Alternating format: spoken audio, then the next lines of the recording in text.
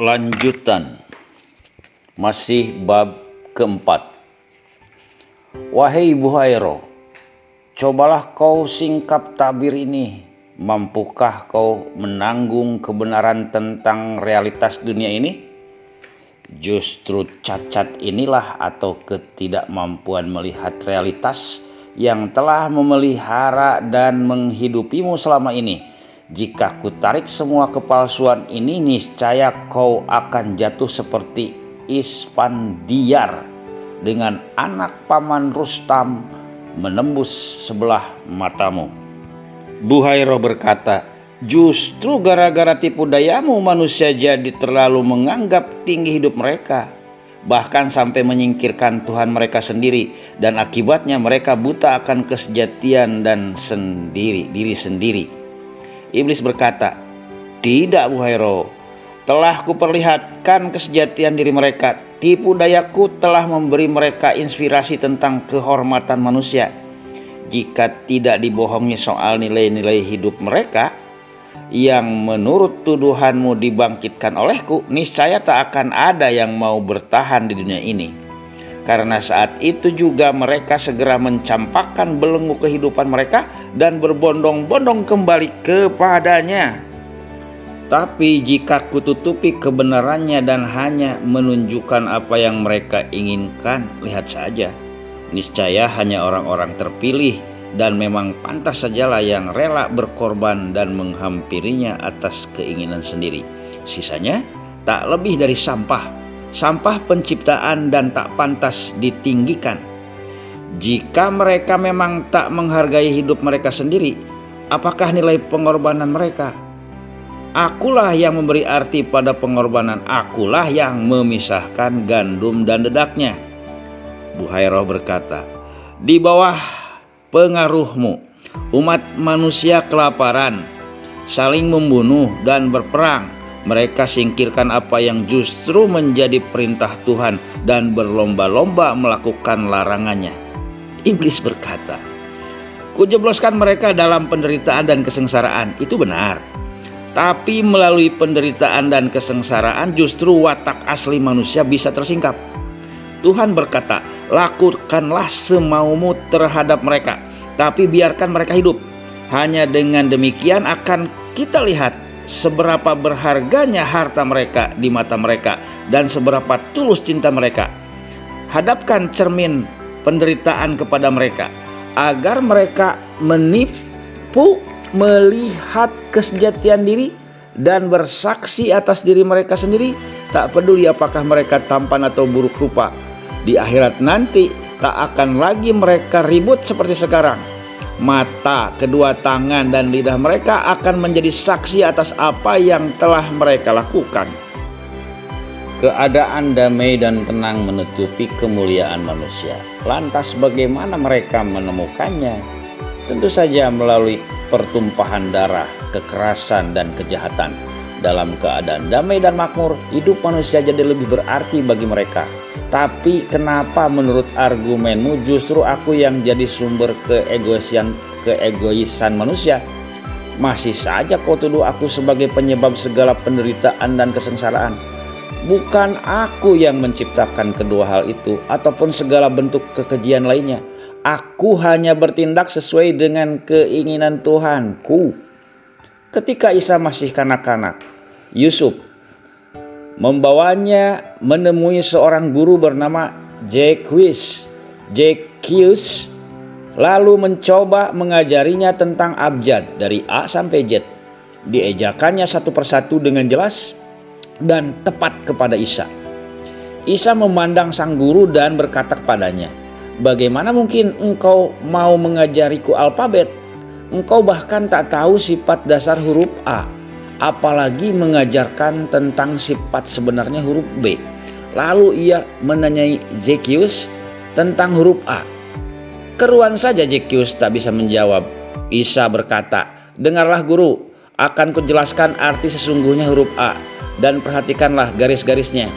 Tekanan pada bagian tengah memotong bagian yang memanjang ke arah luar pada bagian bawah, yang lalu disatukan di bagian puncak, menjadikan keduanya dalam satu titik kepala dengan bagian tertinggi sebagai penyangga. 3 garis saling bertemu di 3 titik. Masing-masing garis panjangnya sama. Tanda-tanda garis yang misterius ini menjadi sifat huruf A. Zaccheus menutup kedua telinganya seraya berkata, "Bawa dia pulang, Yusuf. Tak ada manusia yang sanggup menerima ajarannya. Demi Tuhan, jika dia melanjutkan sampai huruf B, seluruh dunia bakal senyap dalam kebisuan.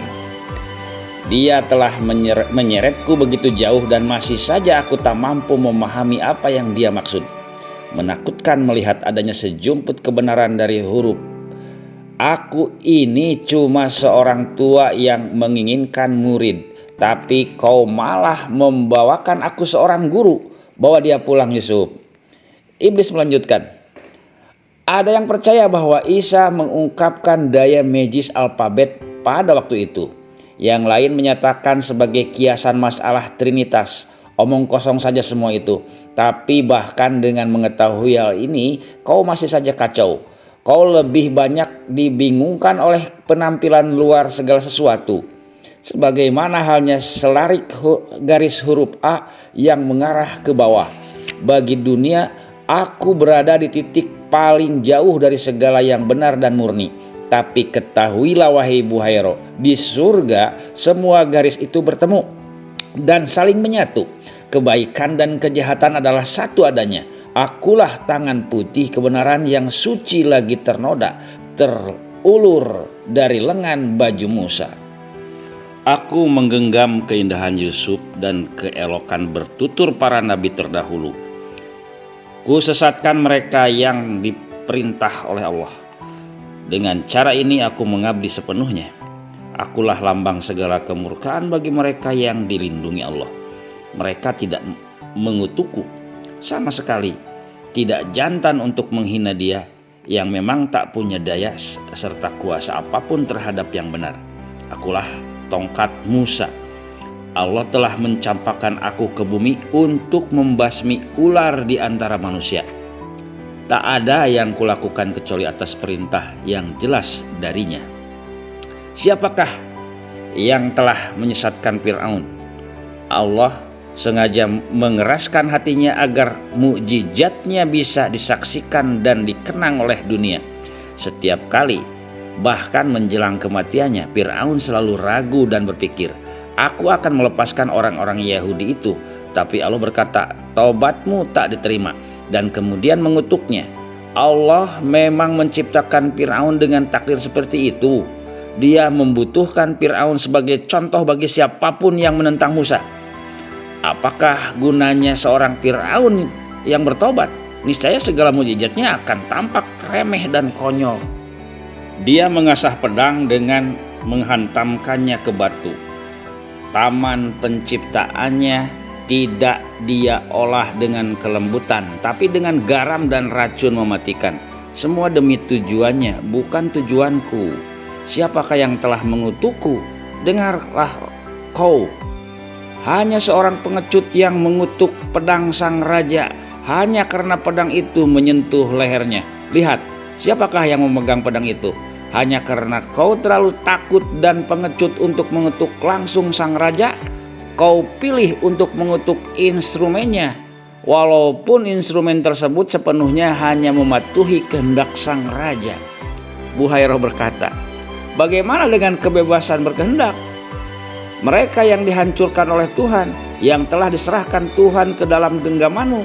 Kalau berdasarkan dalihmu, mereka ini sama bersalahnya denganmu. Tapi masalahnya bukan apa yang dilakukan manusia, bahkan juga bukan apapun yang kau lakukan, tapi apa niat awalnya. Disitulah letak kehendak-kehendak berada. Tidak, dalihmu palsu. Segala yang kau katakan tadi memang cukup meyakinkan, tapi tetap saja palsu." Buhairo melanjutkan, "Manusia tidak akan dihukum atau dilempar ke api neraka lantaran akibat perbuatannya, tapi lantaran niatnya.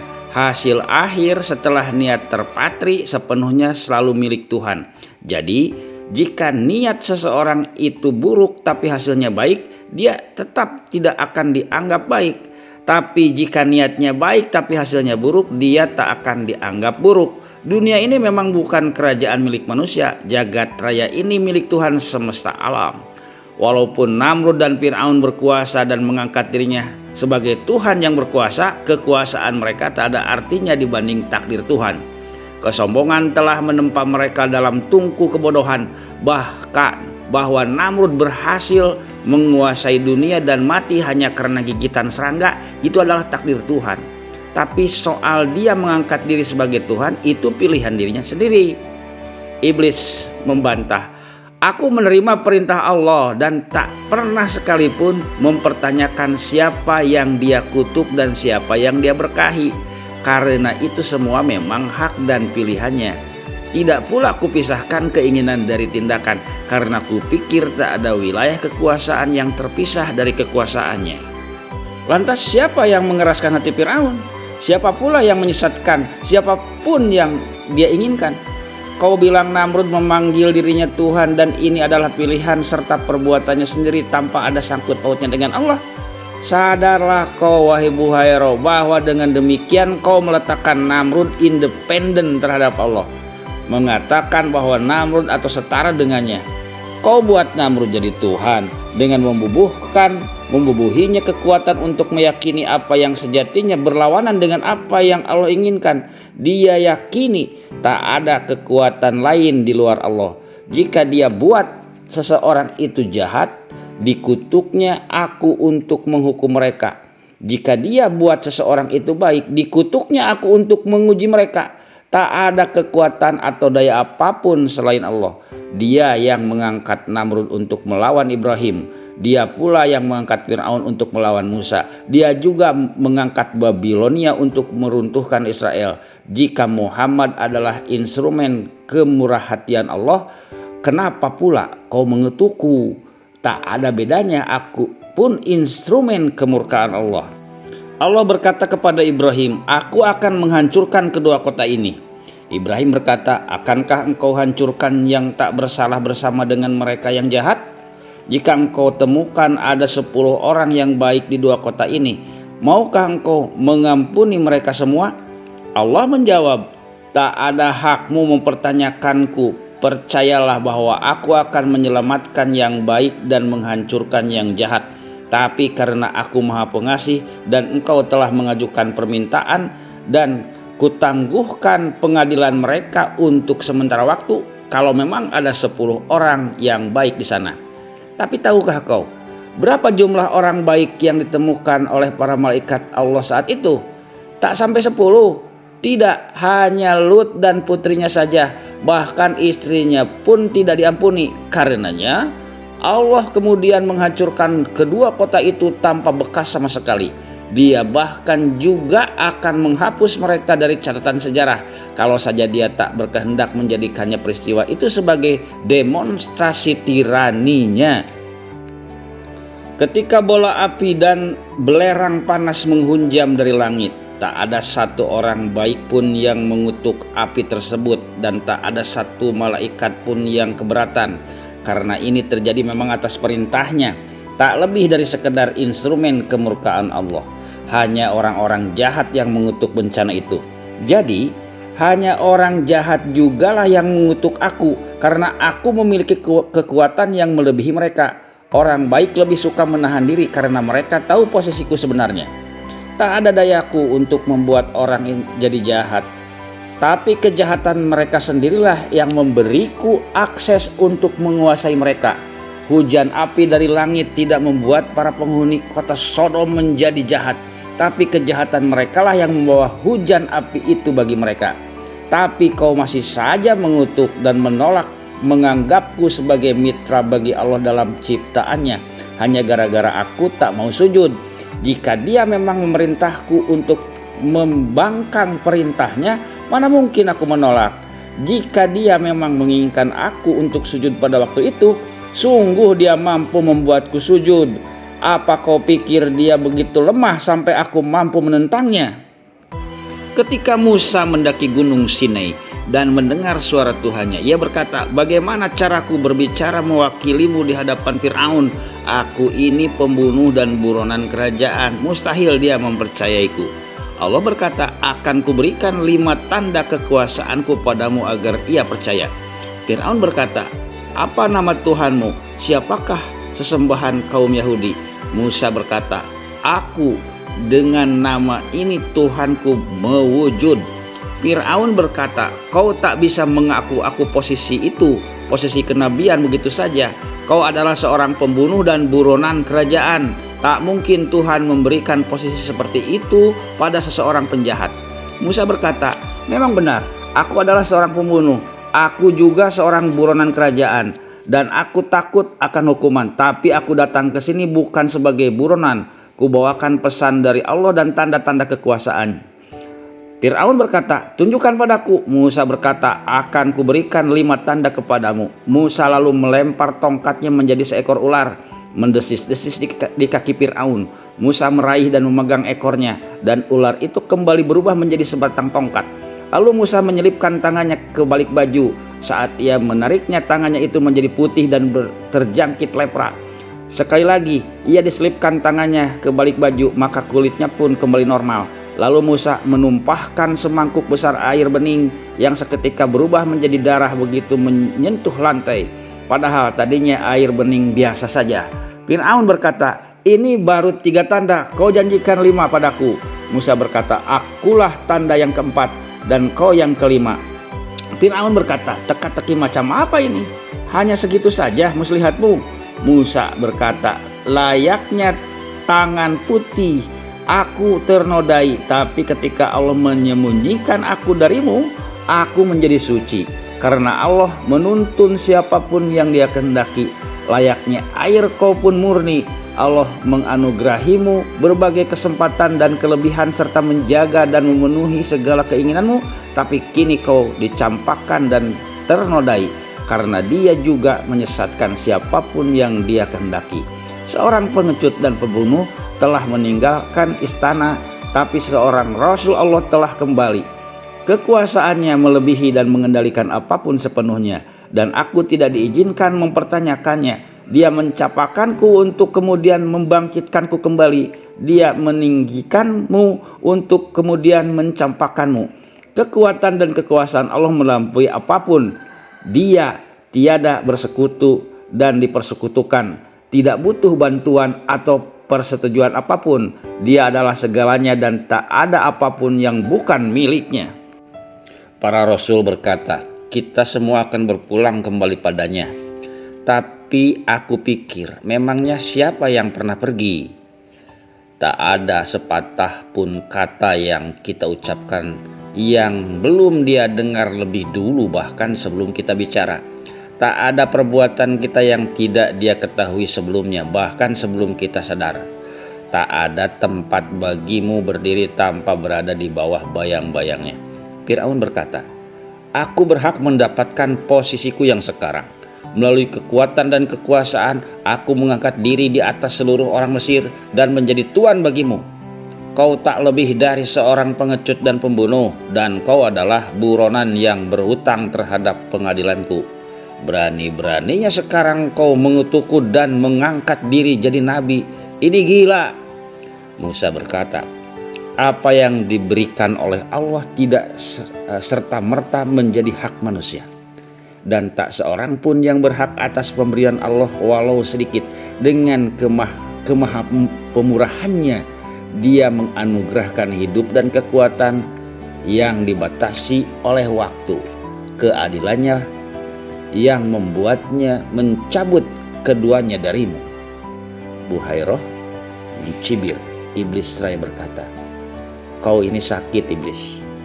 Kau anggap dirimu tak bersalah sama sekali. Kau anggap dirimu sama sucinya dengan Tuhan, dengan mengatakan setiap kenistaan dalam diriku adalah hasil perbuatannya. Yang manakah itu? Kau bicara tentang keesaan Tuhan, tapi kau bersembunyi di dalamnya seolah-olah kau dibebaskan dari segala kesalahan dan memanfaatkannya. Saat kau bicara tentang keesaan, yang ku dengar cuma kesetaraan. Tapi kau sama sekali bukan sekutu Tuhan, karena Dia memang tidak bersekutu atau dipersekutukan. Hal-hal keduniawian sama sekali bukan manifestasi Tuhan, karena Tuhan maha tinggi, dan kepanaan dunia yang lemah ini di rumah Tuhan segalanya memang miliknya, tapi tak semestinya dia dicampur adukan dan dikelirukan dengan apa yang menjadi miliknya. Iblis tertegun mendengarnya, lalu berkata, "Tapi kau masih berkeras menuntutku menyembah selain Dia. Kau lebih suka melihatku merangkak bagai debu, di kaki manusia yang lebih remeh dari debu.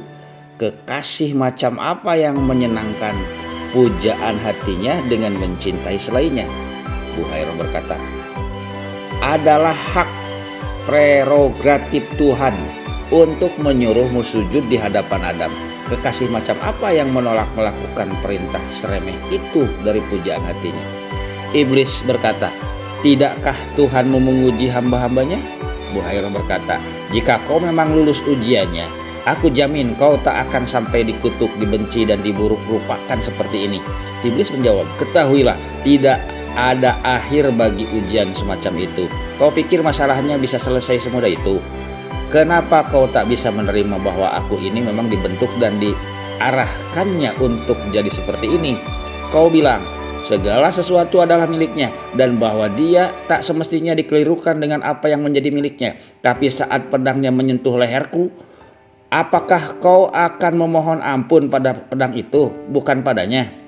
Akan kuterima dan kuakui segala kesalahanku selama 700.000 tahun di antara para malaikat. Pengabdianku dikenal sebagai yang terbaik dan aku mencapai kedudukan tertinggi di surga dalam kehadirannya. Tapi penghambaanku adalah penghambaan yang egois. Jika seseorang mengenakan jubah hitam dan kecipratan bercak darah dari rumah jagal, tentunya tak mengapa. Tapi jika seseorang mengenakan jubah putih, setetes darah dari hidungnya bisa jadi bencana. Aku memujanya demi diriku sendiri. Atas rasa senangku melihatnya, melihat ridhonya. Aku sendirilah yang mengganjal pintu gerbang keselamatanku. Kupikir kesuciannya juga menyucikanku dan kemurniannya memurnikanku. Tapi noda pembangkanganku walau hanya setitik telah menodaiku dan dia membuangku, menyingkirkanku dari singgasana kedekatan dengannya. Dia cabut keindahanku dan memorak-morandakan wujudku. Saat cahayaku dicabut, dunia langsung gelap gulita. Keburuk-rupaanku ini sebenarnya bukan wujud utama kutukanku, hanya merupakan tanda keterpisahanku dengannya. Aku bisa saja mengambil rupa asliku, rupa yang sangat aku suka, tapi kau tak akan tahan melihatnya. Kau lebih baik mati daripada melihat iblis. Iblis salat kan? Kutukannya adalah namaku. Dia cabut semua pangkatku dan memanggilku setan. Tak ada yang mungkin tanpa izinnya. Masalahnya penampilan dan nama itu soal kecil. Perubahan namaku bukanlah pertanda dosa, tapi dosa itu sendiri. Bahwa aku pernah memiliki sebuah nama yang jauh darinya, seolah-olah aku bisa hidup jauh darinya. Tapi kejatuhanku adalah pertobatanku. Tidakkah kukatakan kemudian bahwa pembalasan dendamku pada manusia adalah hanya atas izinnya? Dalam penghambaanku aku menghujat, tapi dalam pembangkanganku aku diselamatkan dari dosa. Kepada seluruh makhluk aku umumkan, tak ada kekuatan atau daya apapun kecuali selain izinnya. Dan kemudian aku ditangguhkan dari hukuman. Arti dari keesaannya yang membuat bingung umat manusia. Bahkan manusia pilihan seperti kau rasanya kini telah jelas. Hanya melalui hal-hal yang berlawananlah segala hal bisa menjadi jelas. Maka dia mengutuk malaikatnya yang paling dia percaya, dan kutukannya lalu menjadi berkah bagiku bahwa aku bisa mengabdi dengan lebih egois tanpa kehadiranku di dekatnya. Ini merupakan ujiannya agar aku menjadi yang pertama dan paling pantas menerima kehadirannya. Sebelum aku dibuang, kucicipi anggur kedekatannya karena dia maha pengasih lagi maha penyayang. Saat nanti kurasakan anggur itu lagi, Itu memang karena hanya akulah yang pantas. Buhairah berkata, kau ini benar-benar monster. Aduh, dikutuk sampai hari akhir. Bagaimana mungkin kau bicara soal penebusan dosa saat namamu sendiri merupakan pameo bagi segala kesesatan dan keburukan. Bahwa dia mengizinkan kedua hal itu, kesesatan dan keburukan, untuk hadir dalam diri makhluknya, bukan berarti dia menyetujui atau bahkan merestuinya. Ingatlah, Tuhan tak pernah memerintahkan sesuatu yang memalukan. Iblis tersenyum dan berkata, kau bilang Allah tak pernah memerintahkan apapun yang memalukan? Kalau begitu, apa yang kau sebut sebagai pembangkanganku juga tak bisa disebut sebagai memalukan. Tak ada yang mungkin terjadi kecuali atas perintahnya. Memang sedemikianlah kekuatannya. Bukankah kau bilang sendiri tadi, kalau yang demikian saja dia tak kuasa lakukan, maka dia tak pantas menyandang nama Tuhan. Kekuasaan dan kekuatannya mutlak, dan dia menguasai bukan hanya yang bagus-bagus. Apa saja apa yang kau sebut jahat juga merupakan bagian dari kekuatannya. Justru dengan kekuatannya itu dia wujudkan kejahatan di dunia. Dia sang dalang sejati. Kita ini apa? Tak lebih dari sekedar wayang atau aktor di atas panggung miliknya, seraya membeokan skenario yang sudah dia ramakan pada kita jauh sebelum keabadian itu sendiri hadir. Sesuai kata-katamu sendiri waktu mengutukku tadi, dia tak pernah memerintahkan sesuatu yang memalukan. Ku dengar manisnya alunan lagu pengampunanku terpahat dalam instrumen keesaannya. Tak ada hal yang memalukan bagi sang dalang sejati. Sang pecinta tentu dengan senang hati mematuhi yang dicintainya tanpa memperdulikan penampilan luar, apalagi pendapat pihak luar. Begitu dahsyat keindahannya sampai-sampai mereka yang tak menyadari bahwa mereka juga mencintainya masih pula patuh dan tunduk pada tangan-tangannya yang tak terlihat. Dia tempatkan setan-setan di atas singgasana dan melucuti kekuatan orang-orang suci. Dia hukum para nabi dan rasulnya, belum lagi siksaan api neraka bagi para pengikutnya. Bukan aku monster yang sebenarnya. Buhairah, arahkan amarahmu pada Tuhanmu yang telah menciptakanku sedemikian. Bukankah Tuhanmu maha kuasa dan maha perkasa? Bukankah sudah menjadi kuasa si pembuat tembikar terhadap tanah lempung untuk membuat sebuah kendi tampak baik dan terhormat, sementara yang lain dibuat jelek dan hina? Tepat sekali julukan kaum Marsionit baginya. Pemberi tugas. Setelah orang-orang Yahudi melarikan diri dari Mesir, bukan kebebasan yang mereka dapat, justru sebaliknya. Mereka jadi bulan-bulanan Fir'aun dan keturunannya. Bukankah Mesir memang menelan habis Korah dan putra-putranya? Tidakkah Mesir menetapkan hukuman yang keji dan konyol khusus untuk kaum Yahudi? Bukankah Mesir yang membiarkan mereka berputar-putar tanpa arah di padang pasir selama 40 tahun? Seberapa bedanya manna, makanan surga, yang dimakan yang dinamakan Fir'aun sehari-hari? Tak heran apabila kemudian para Yahudi itu setelah terasing di alam liar sekian puluh tahun, begitu merindukan Mesir, begitu ingin untuk kembali ke tanah yang menyambut Yakub dan putra-putranya serta menjadikan Yusuf sebagai raja. Mereka berkata, lebih baik mengabdi pada Potifar daripada meringkuk dalam penjara Fir'aun.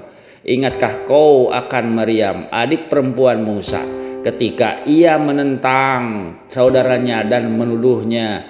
Allah marah demi membela Musa. Allah mengutuk Maryam dan memberinya penyakit lepra.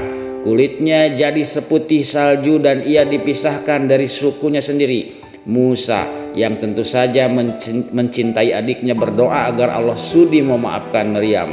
Ia memang telah melukai hatiku. Musa berujar, tapi aku memaafkannya. Sudikah engkau memaafkannya juga?